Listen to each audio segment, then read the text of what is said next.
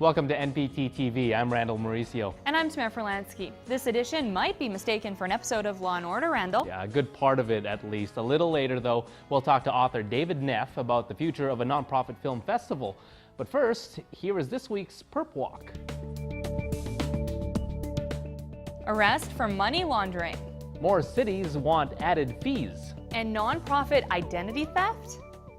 The husband of a fugitive and former nonprofit executive director has been arrested for money laundering.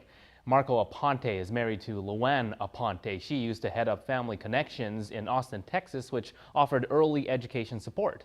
The organization was forced to shut down after a financial review by the Health and Human Services Commission and Office of Inspector General showed several financial irregularities.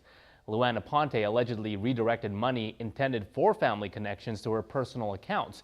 Investigators also believe she was stealing money from the Hyde Park Christian Church and the Texas Association of Child Care Resources. She served as treasurer for both organizations.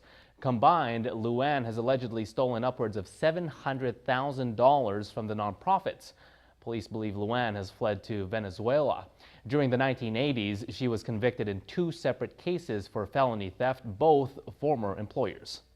First, it was Boston Mayor Thomas Menino making headlines about getting more money via fees from nonprofits. Now his neighbor to the south, Providence, Rhode Island Mayor Angel Taveras, is doing the same thing and toss in a new push by leaders in the District of Columbia. Taveras wants $24 million in payments from 9 nonprofit hospitals and universities. That's roughly 25% of the real estate tax they'd pay if they were for profit. Providence is looking at a $110 million budget deficit, and according to Taveras, nonprofits control more than 40% of real estate in Providence. The organizations targeted by Providence include Brown University, Johnson & Wales University, Rhode Island School of Design, Providence College, Rhode Island Hospital, Women and Infants Hospital, Butler Hospital, Roger Williams Medical Center, and Miriam Hospital. The mayor's plan would quash a 2003 payment in lieu of taxes agreement with the 4 universities, which has generated nearly $30 million. In Washington, D.C., Mayor Vincent Gray wants a 6% tax on tickets to arts institutions. If passed by the governing council, it would impact more than 200 organizations. Who is William Alexander and why is he listed as an officer at more than 2,200 nonprofits? And he apparently worked from an office park at 848 North Rainbow Boulevard, Suite 3078 in Las Vegas.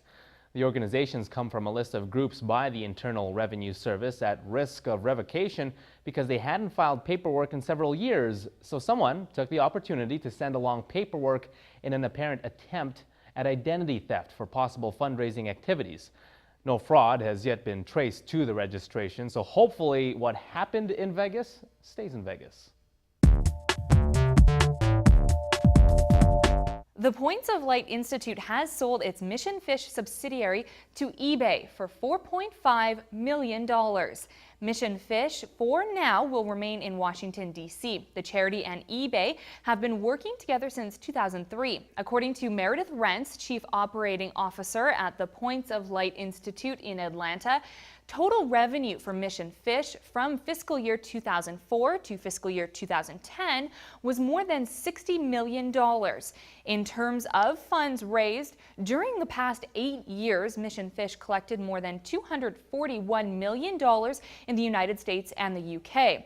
For fiscal year 2010, the total revenue was $17.6 million. Of that, more than $13 million was distributed to charities. Mission Fish allows eBay sellers to give proceeds from sales to a favorite nonprofit and helps nonprofits raise funds by selling on eBay.